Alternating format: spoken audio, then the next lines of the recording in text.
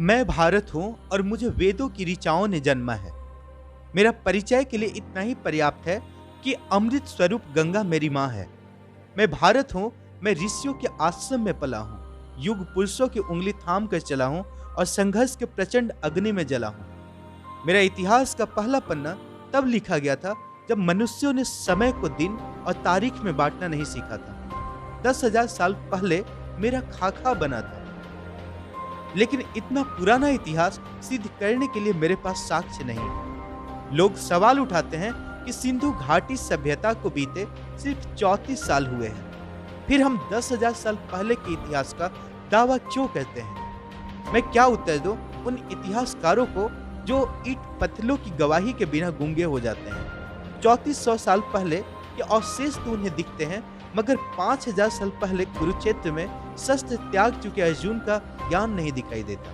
7,000 साल पहले सरयू नदी के तट पर सूर्य को अर्घ्य देते राम दिखाई नहीं देते, और 8,000 वर्ष पहले रची ऋचाएं भी नहीं दिखाई देती।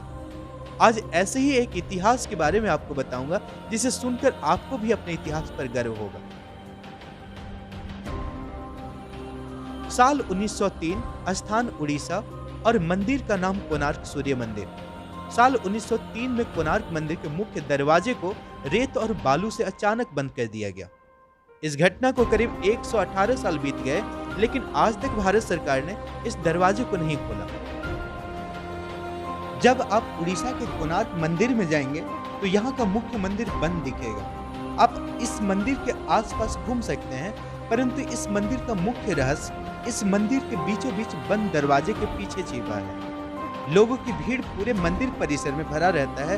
हर कोई इस मंदिर की बनावट और रहस्यमयी होने की वजह से खींचे चले आते हैं। इस मंदिर के कई रहस्य हैं, जैसे यह मंदिर अधूरा है, यह मंदिर शापित है, यह मंदिर सैकड़ों सालों से रेत के अंदर दफन था। इस मंदिर के ऊपर 52 टन का एक चुंबक लगा हुआ था। इस मंदिर को जिस कारीगर ने बनाया था उसने आत्महत्या कर लिया था। इस मंदिर में रात के वक्त नर्तकी के घुंघरुओं की आवाज सुनाई देती है। ऐसे ही कई रहस्य इस मंदिर से जुड़े हैं, जिसे सुनकर आपके भी होश उड़ जाएंगे।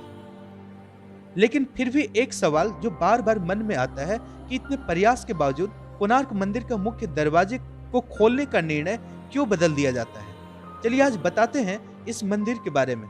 नमस्कार, मैं हूं अभिमन्यु पांडे और आप देख रहे हैं इंडस न्यूज 24। आज हम बात करेंगे कोणार्क मंदिर के रहस्यों के बारे में, जिसे भारत सरकार भी सभी से छुपाती रही है। कोणार्क सूर्य मंदिर, यह मंदिर भगवान सूर्य को समर्पित है। इस मंदिर की भव्यता के कारण ही यह देश की सबसे बड़े 10 मंदिरों में गिना जाता है। कोणार्क सूर्य मंदिर उड़ीसा राज्य के पुरी शहर से लगभग 23 मील दूर है। नीले रंग के चंद्रभागा नदी के किनारे स्थित है। इस मंदिर को पूरी तरह से भगवान सूर्य को समर्पित किया गया है। इस मंदिर की रचना इस प्रकार से की गई है जैसे एक रथ में 12 विशाल पहिए लगाए गए हैं और इससे रथ को 7 ताकतवर बड़े घोड़े खींच रहे हों। इस पर भगवान सूर्य को सवार दिखाया गया है। इस मंदिर में आप सीधे भगवान सूर्य का दर्शन कर सकते हैं। मंदिर के शिखर से होते और ढलते सूर्य को पूर्ण रूप से देखा जा सकता है। जब सूर्य निकलता है तो मंदिर से नजारा और भी खूबसूरत होता है। ऐसा लगता है कि जैसे सूर्य से निकली लालिमा पूरे मंदिर में लाल नारंगी रंग बिखेर दिए हैं। वही मंदिर के आधार को सुंदरता प्रदान करते 12 चक्र साल के 12 महीने को परिभाषित करते हैं और हर चक्र दिन के 8 पहर को दर्शाते हैं। यह मंदिर 2 भाग में बना हुआ है, जिसमें पहले भाग में नट मंदिर में सूर्य की किरणें पहुंचती थी और कहा जाता है कि मंदिर में रखे प्रतिमा के ऊपर पड़ती थी, जिसकी छटा देखने लायक होती थी।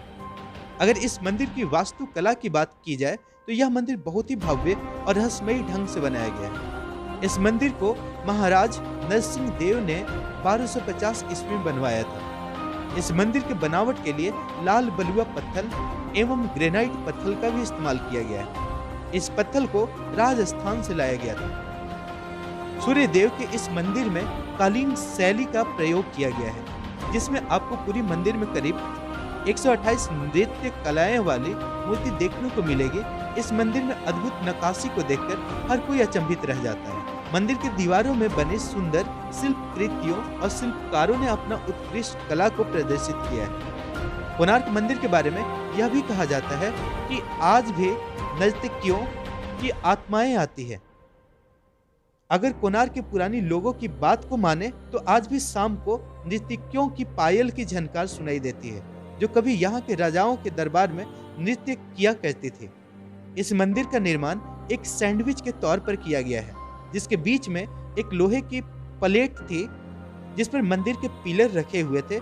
ऐसा भी कहा जाता है कि मंदिर के ऊपर 52 टन का एक चुंबक रखा हुआ था, जो कि इन खंभों से संतुलित था। इसी के चलते भगवान सूर्य की प्रतिमा हवा में तैरती नजर आती थी और इसे देखकर हर कोई अचंभित रह जाता था। कहा जाता है कि इस चुंबक के विदेशी आक्रमणकारियों ने तोड़ दिया था।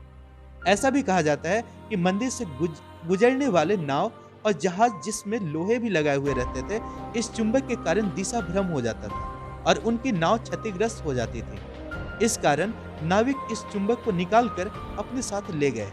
यह पत्थर एक केंद्र शिला का काम करता था और इसके ही चलते मंदिर के और भी पत्थर संतुलित थे। इसके हटने के कारण संतुलन बिगड़ गया, जिसके परिणाम स्वरूप मंदिर क्षतिग्रस्त हो गया। परंतु इस घटना का कोई ऐतिहासिक वर्णन नहीं मिलता, न ही ऐसा कोई चुंबकीय पत्थर का ब्यौरा उपलब्ध है। सन 1568 में उड़ीसा के मुसलमानों का आतंक बढ़ गया था और मंदिर को तोड़ने का निरंतर प्रयास भी हो रहे थे। जिस प्रकार जगन्नाथ मंदिर के पंडितों ने भगवान जगन्नाथ की मूर्तियों को मंदिर से हटाकर किसी गुप्त स्थान पर रख दिया था, ठीक उसी प्रकार कोणार्क मंदिर के पंडों ने भगवान सूर्य के प्रतिमा को वर्षों तक रेत में दबा कर रखा था।